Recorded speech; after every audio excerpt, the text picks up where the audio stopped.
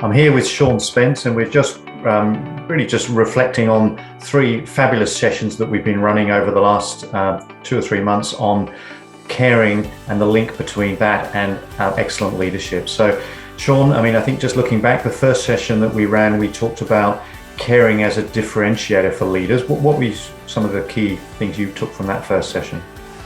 Well, I think I've been working with CEOs and executives for like 20 years now, and over the last 2 years, it's just become very central to those conversations. But in the first session, just wanted to start with yourself. And that's not only about wellness or keeping physically fit. It is that, but it's also about recognizing that as the leader, you've got a microculture around you, which if that's not caring, it's hard to transmit it elsewhere. And that drew up quite a lot of reactions along the lines of, well, how can I do this? Because everything's shifted and I'm feeling under stress. So how do I care for other people when I don't feel great myself? And there's no simple answer to that, but it was a really interesting discussion. Yeah.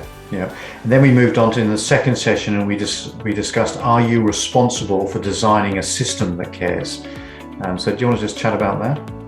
Yeah, one of the big quandaries for people who are really good at doing something and they get promoted into the executive suite is that now they're responsible for the design of the thing they used to do. And if it was flawed, it's their fault. Yeah. And if an organization's uncaring, it's a waste of time. It doesn't work. You just need 1 or 2 incidents and discover that executive time's been soaked up by the fact that you weren't caring. But designing it to be caring is tricky because there's a boundary. How far do you go? You can't care for the whole world if you've just got a little organization in a suburb of Sydney. So it is a quandary, and it needs thinking through. It needs reflection to resolve it. Yeah. Do you want to just also, because we talked in that session about the link between caring and results, which can be difficult for new CEOs to get their sort of head around? Yeah, I sometimes get the reaction, well, yeah, it would be nice to care, but I don't have time. Or as one correspondent said today, we've actually got a deadline from the government, so we've got no choice. We've got to get it done regardless, in a way. Yeah. And yet, I think when you really look at it, and you can draw a line from the soft thing of caring, just as you maybe need 1 extra step or 2 extra steps, and suddenly realize there's a cost over here if you haven't, and there's a benefit systemically that's multiplied if you have got caring. Things are faster, there's more creativity, innovation, and certainly there's more measurable things like actual engagement of the employees. Yeah, and then the third session in the series was team cohesion is crucial to any executive's effectiveness. So this is now more the team, isn't it, the focus here? Yeah, but the team's caught between the individual and the system.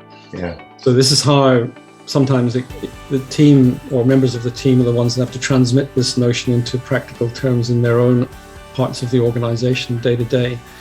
But there's also this issue of being peers with people that you're often only now able to contact by television, so to speak. And how do you maintain the cohesion in that group, which leads to good design, good systems, good caring, and if you like, the creative innovation that actually sustains the organization. It's not a trivial answer, and the tensions are very real between those.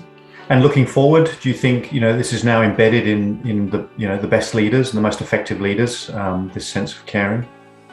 Well, it's a discovery in a sense. I mean, one of the people I admired on leadership was the ex-Vice Chancellor of the University of Melbourne. He said there are no leadership theories that actually hang together. What happens is the circumstances change and new leaders emerge, and that's what's been happening. The circumstances have changed so that caring is more fundamental to causing success, and therefore you need leaders who are adept at that, and adept not only, as one correspondent said today, from a sort of social cohesion for the team, but also the task cohesion, so that we've got our roles aligned as well as getting the people aligned. We've got the feeling aligned as well as the action. Yeah. It's not simple, but it's really, really important. Yeah, and I think, my summary is, if coming out of all of this with COVID, that link between caring and leadership is one of the strong outcomes. What a fabulous outcome. And I think we both feel like there's things are moving in that direction with a lot of the better leaders. So, well, we're getting evidence that it works. Yeah.